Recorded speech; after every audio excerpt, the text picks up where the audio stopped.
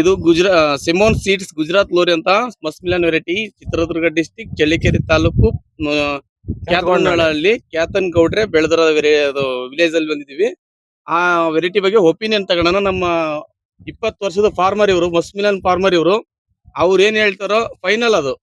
ಅಣ್ಣ ನಿಮ್ಮ ಒಪಿನಿಯನ್. ಇದು ಗೋಲ್ಡನ್ ಗುಜರಾತ್ ಗ್ಲೋರಿ ಅಂತಂದ ಹೇಳಿ, ಗುಜರಾತ್ ಗ್ಲೋರಿ. ಇದು ವೆರೈಟಿ ನೋಡಿದ್ರೆ ನಾನು ಮೊನ್ನೆ ಹಾಕಿದ್ದೀನಿ. ಯಾವ್ದು ಗೋಲ್ಡನ್ ಗೋರಿ ಹಾಕಿದ್ದೆ ನಾನು. ಅದು ನಂದೆಲ್ಲ ಪೂರ್ತಿ ಅಟರ್ಫ್ಲಾಪ್ ಹೋಯ್ತು. ಅದು ನಾನು ಎಷ್ಟು ಕಂಟ್ರೋಲ್ ಮಾಡ್ಬೇಕಂತ ಅಂದ್ರೆ 2-3 ದಿವಸ ಮಳೆ ಹಿಡ್ಕೊಂಡ್ಬಿಟ್ಟು ಹೋಯ್ತು. ಇದು ವೆರೈಟಿ ಮಳೆಗೂ ತಡೆಯುತ್ತೆ, ಬಟ್ ಡೌನಿ ಆಯ್ತಲ್ಲ, ಡೌನಿಗಂತೂ 100% ತಡೆಯುತ್ತೆ. ಯಾಕಂದ್ರೆ ಇದು ಲೀಫ್ ಐತಲ್ಲ, ಇದು ಹಾರ್ಡ್ ಐತಿ, ಇದು ತೆಳ್ಳಗಿಲ್ಲ. ಇದು ಹಿಂಗ್ ದಪ್ಪ ಇರೋದ್ರಿಂದ ಪೌಡ್ರಿಗೆ ಮಾತ್ರ ಸ್ವಲ್ಪ ನಾವು ಹೊಡ್ಕೊಳ್ಳೇಬೇಕಾಗುತ್ತೆ.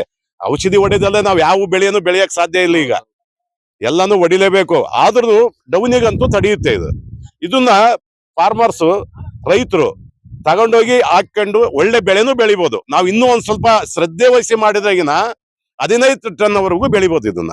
ಅದು ಹೆಂಗೆ, ಇದು ಡಬಲ್ ಹೋಲ್ ಹಾಕ್ಬಾರ್ದು. ನಮ್ಮ ಬೀಜ ಕಮ್ಮಿ ಹೋಯ್ತು ಅಂತಂದು ನಮ್ಮ ತಲೆಗೇನೆ ಬರಬಾರ್ದು. ಅದು ಬೀಜ ಕಮ್ಮಿನೇ ಹೋಗ್ಲಿ, 1 ಅಡಿಗೆ 1 ಹೋಲ್ ಹಾಕ್ಬಿಟ್ಟು ಸಿಂಗಲ್ ಲೈನ್ ಕುಚ್ಚಬೇಕು.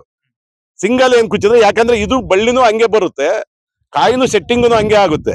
ಹಂಗಾಗಿ ನಾವು ಸಿಂಗಲ್ ಲೈನ್ ಹಾಕಿ ನಾವು ಬೆಳೆದ್ರೆ ಯಾವ್ದು 15 ಟನ್ ವರೆಗೂ ಬೆಳಿಬೋದು ಒಂದ್ ಎಕರೆಗೆ.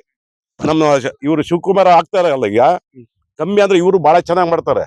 15 ಟನ್ ಬೆಳೆಸ್ತೀನಿ ಬೇಕಾದ್ರೆ ನಾನು ಇವತ್ತು ಇದೇ ವೆರೈಟಿ ಹಾಕಿದ್ರೆ. ನಾನ್ ಜೊತೆಲಿ ಇರ್ತೀನಿ. ನಾವು ಯಾವಾಗ್ಲೂ ಏನು ಇಂಥ ರೋಗ ಬಿದ್ದತ್ತಂದ್ರೆ ನಮ್ಗೆ ಯಾವಾಗ್ಲೂ ಫೋನ್ ಮಾಡ್ತಿರ್ತಾರ ಅವ್ರು, ಯಾವ್ದಕ್ ಏನ್ ಮಾಡ್ಬೇಕು ಏನಿಲ್ಲ ಅಂತಂದೇಳಿ. ಡೈಲಿ ವಾರಕ್ಕೊಂದ್ಸರಿನೋ 4 ದಿವಸಕ್ಕೊಂದ್ಸರಿನೋ ಫೋನ್ ಮಾಡ್ತಾರೆ. ನಾವು ಅವರು ಕಲ್ತು ಮಾತಾಡ್ಕೊಂಡೇ ಮಾಡ್ತಿರ್ತೀವಿ ಎಲ್ಲಾನು.